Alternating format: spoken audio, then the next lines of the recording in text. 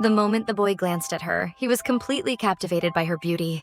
It wasn't until his friend nudged him that he snapped out of it. Mike knew he had already developed feelings for her, but his insecurities held him back from getting any closer. On the way back, their car suddenly broke down by the side of the road, blocking the cars behind them.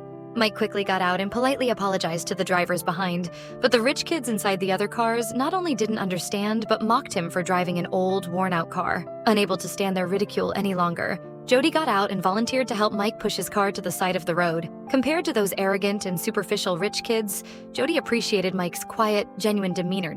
She had intended to strike up a conversation with him, but Mike simply murmured a thank you and asked her to leave, which left Jody feeling a little disappointed. Later, after a reminder from a friend, Mike realized that Jody had been trying to express her interest in him by making the effort to get closer. Not long after, Jody deliberately caused a minor issue with her car and asked Mike for help. Mike immediately saw through it, but didn't call her out, simply fixing her car quietly. To thank him, Jody directly invited Mike out. Mike hesitantly agreed, though in his heart, he began to look forward to it. Maybe you'll figure out how to flirt with me by then.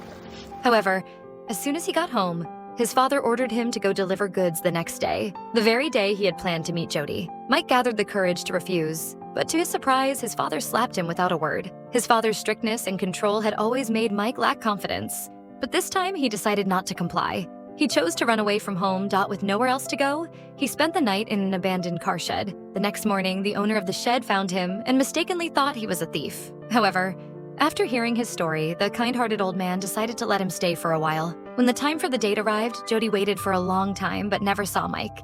And in the end, she had to leave in disappointment. Later, through a friend, she found out where Mike was and immediately went to look for him. Not wanting her to see his injuries, Mike tried to hide his face in the shadows, keeping his head down. Jody asked why he hadn't shown up for their date, but Mike didn't explain. Remaining silent, Jody felt hurt and turned to leave, but after taking a few steps, she turned back and asked Mike, "If you didn't want to meet, why did you agree in the first place? Didn't you see that I was genuinely trying to get closer to you?" Mike still didn't speak, and Jody, feeling disappointed, chose to leave.